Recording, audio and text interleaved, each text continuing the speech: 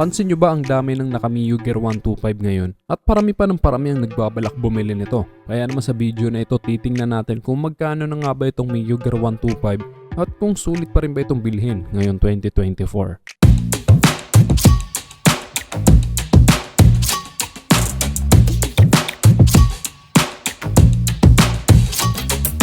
Bago ang lahat, nandito tayo ngayon sa Nyonemar, Iriga City at ang nasa harapan natin ngayon ay ang Yamaha Miyoo Gear 125 Standard Version Color Worn Gray.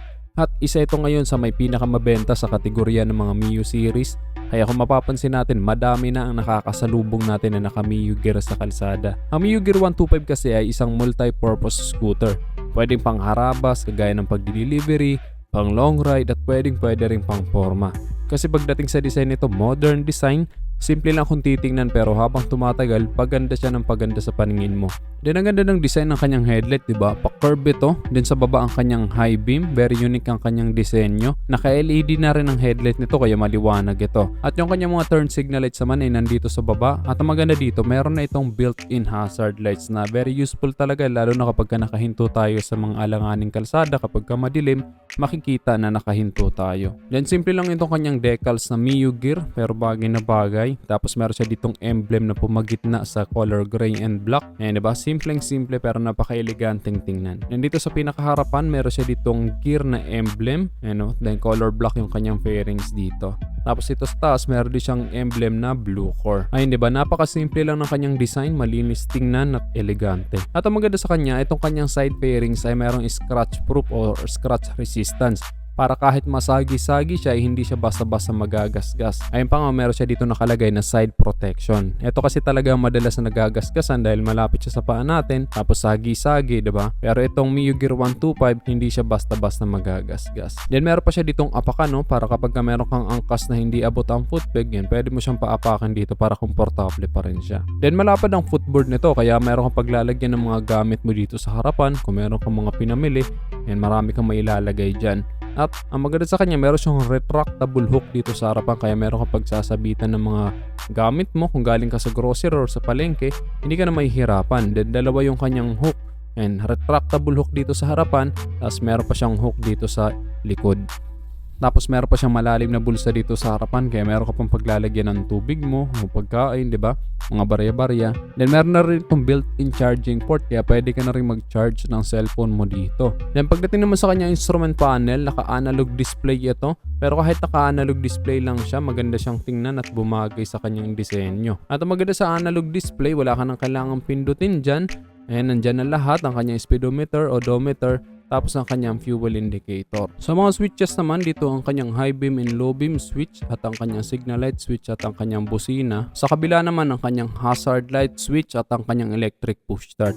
At bukod sa kanyang push start, meron pa itong kickstart. Then meron itong shutter lock kaya hindi to basta-basta masusundot kapag nakasarado yan. So iwas nakaw na rin kaya meron tayong peace of mind. At maganda yung kanyang upuan, malapad dito at meron siyang anti-slip kaya hindi ka dudulas-dulas dyan kapag nagbiglang preno ka. And komportable ka sa mahabang biyahe dahil malambot ang upuan nito. Ganon din ang angkas mo. Then mababa lang din naman ang kanyang seat height. 750mm lang kaya perfect na perfect sa mga average height o yung sa mga hindi gaanong pinagpala sa height. Magaan lang din naman ang motor na to kaya hindi ka mahihirapang i-maneuver ito or i-double stand dahil 95 kilos lang ito. Then mataas din ang kanyang ground clearance, 135mm kaya kahit mapadaan ka sa mga matataas na humps, hindi ito basta-basta sasayad. Anyway, sa ilalim ng upuan nito, meron itong 14 liters na storage. Kaya may paglalagyan ka na rin ng mga gamit mo. Pero syempre, hindi kakasya ang helmet dyan. Then, nandito rin sa ilalim ng kanyang upuan ng kanyang tangke, ang kanyang fuel capacity ay 4.2 liters. Pero kahit maliit lang ang kanyang fuel capacity, malayo-layo na rin na mararating mo sa isang full tank mo dahil 45 to 50 km per liter ang kanyang fuel consumption. Anyway, pagdating sa kanyang makina, ito ay 125cc.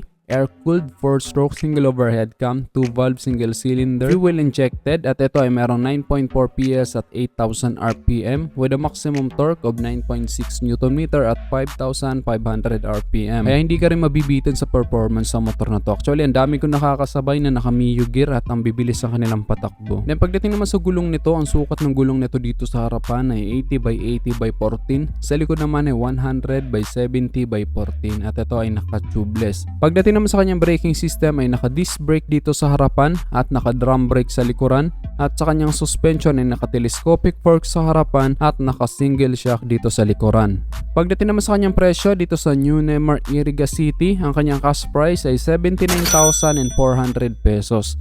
At pwede mo rin siyang i-avail ng installment. Ang minimum down payment nila dito ay 4,900 pesos.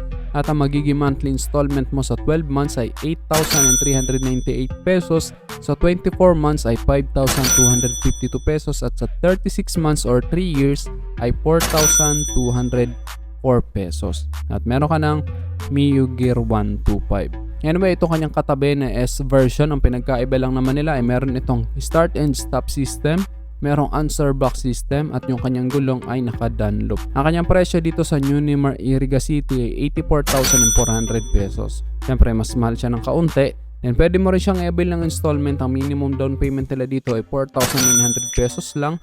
At ang magiging monthly installment mo sa 12 months ay 8,954 pesos.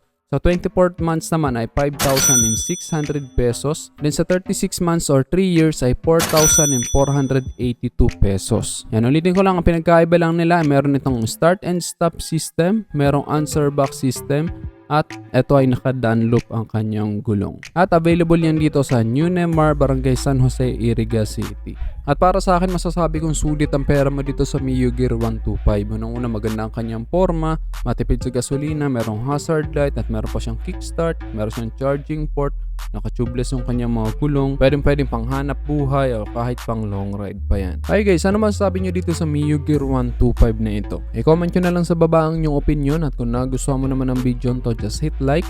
Kung bago ka lang sa aking YouTube channel, huwag kalimutan mag-subscribe. Click mo na rin ang notification bell para sa mga susunod kong video ay updated ka palagi. Hey lang guys, hanggang sa muli, ako sa Rosgo TV. Ride safe always and God bless.